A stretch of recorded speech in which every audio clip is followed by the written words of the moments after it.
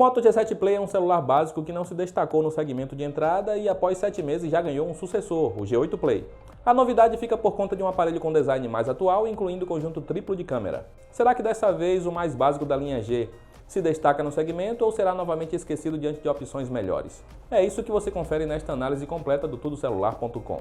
De frente, o G8 Play lembra o One Macro, enquanto a traseira traz o mesmo conjunto de câmeras alinhadas verticalmente no canto superior esquerdo, como visto no G8 Plus. Comparado ao G7 Play, o novo traz mais tela e menos borda em corpo feito inteiramente de plástico. A Motorola apostou em duas opções de cores, sendo a preto ônix e essa em vermelho magenta, que vai do vermelho ao rosa em estilo degradê.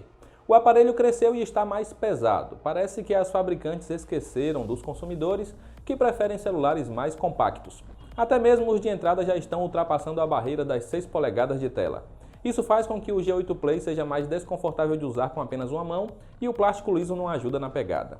Ele é um aparelho que fica entre o segmento básico e o intermediário e com isso peca por deixar de lado tecnologias mais recentes como Bluetooth 5 e até mesmo Wi-Fi de 5 GHz. Pelo menos a entrada comum para fones de ouvido continua e também a conexão com rádio FM. A antiga porta micro USB deu lugar a uma USB-C e o leitor de digitais continua análogo na traseira e faz bem o seu trabalho. A tela cresceu, porém a resolução continua a mesma HD Plus de antes. Isso reduziu a densidade de pixels, fazendo as imagens exibidas terem nitidez inferior. A tela do G7 Play pecava pelo brilho baixo e pelo menos isso foi melhorado no novo.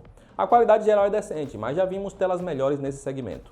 O alto-falante continua com o som mono e a potência sonora é decente, porém distorce fácil quando o volume é forçado ao máximo. O fone que vem junto é o mesmo da variante Plus. Ele tem boa qualidade, é confortável e entrega bom som. Na caixa também vem algumas ponteiras de tamanhos diferentes para todo tipo de ouvido.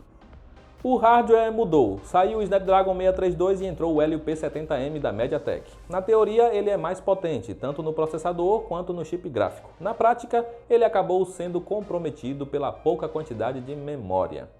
A Motorola precisa entender que ter apenas 2 GB de RAM não é mais suficiente para entregar uma boa experiência com o Android. Ainda mais em um celular que chegou ao mercado custando mais de R$1.000. A pouca memória faz o G8 Play ser mais lento que rivais e até mesmo que o seu antecessor ao abrir muitos aplicativos em sequência.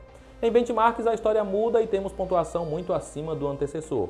Mas para você, o que importa mais? Ter melhor desempenho real ali no uso do dia a dia do aparelho ou números mais altos em benchmarks?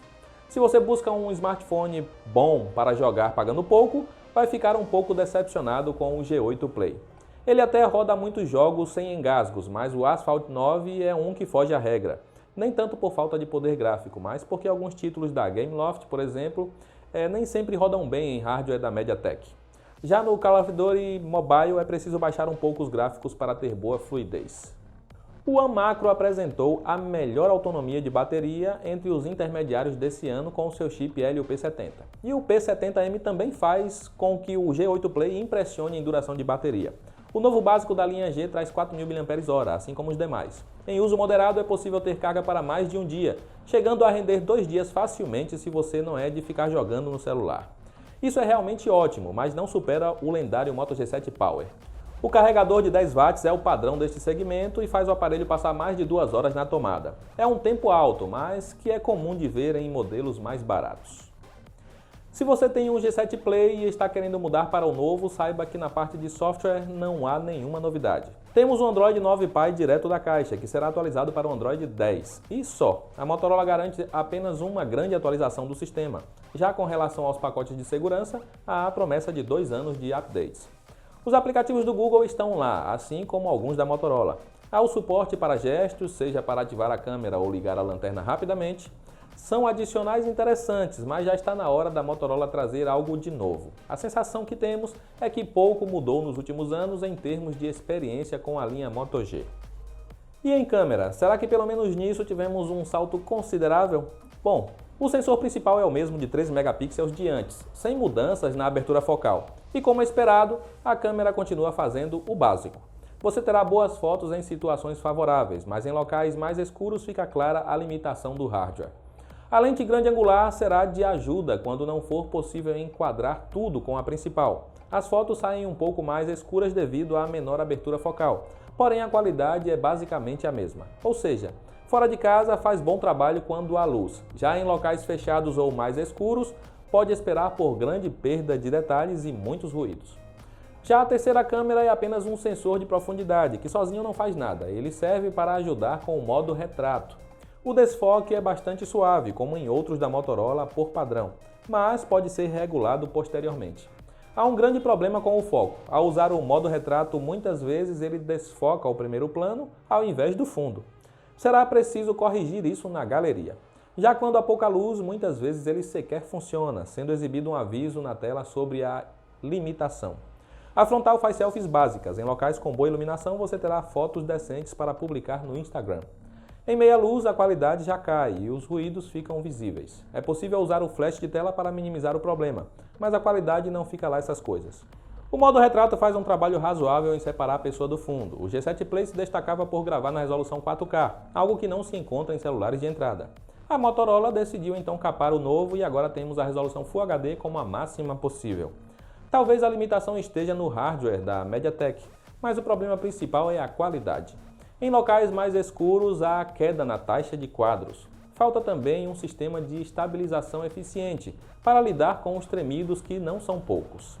A captura de som é razoável e tem os mesmos cortes no áudio vistos no One Macro.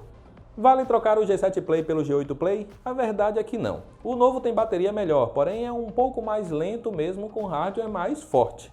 Se tivesse mais RAM, a história seria diferente. A câmera piorou e agora não grava mais em 4K. Podemos incluir o Galaxy M20 e o Redmi 8 como opções mais baratas que entregam um desempenho muito melhor. O rival da Samsung também é ótimo em bateria e tem câmera grande angular com qualidade superior. Já a da Xiaomi é mais simples e tem apenas o sensor de profundidade, mas é capaz de tirar boas fotos. Se você não curte o Android bastante modificado da Samsung e Xiaomi, uma boa alternativa seria o Mi A3, que faz parte do Android One e tem sistema mais limpo. Ele custa o mesmo do modelo da Motorola, é mais rápido, bateria dura bem e tem câmeras muito melhores. O G8 Play é um celular fadado ao fracasso, seu único ponto forte é a autonomia de bateria. No resto ele decepciona bastante, se o G7 Play não chamou sua atenção, o novo é que não vai te agradar mesmo. Motorola parece meio perdida diante de tantos lançamentos. Seria melhor ter esperado mais uns meses e trazer um sucessor digno, que fosse superior em tudo contra o modelo mais antigo. Entre o G8 Play e o G7 Play, é impossível recomendar o mais recente com seu preço bem mais alto. De qualquer forma, se você estiver na dúvida entre o G8 Play ou algum dos modelos que citamos nesta análise, basta clicar nos links aí da descrição para conferir as melhores ofertas. Aproveita para comentar aí abaixo, você tem algum preconceito com os chips da MediaTek ou não vê problemas? Eu vou ficando por aqui, um grande abraço e até a próxima!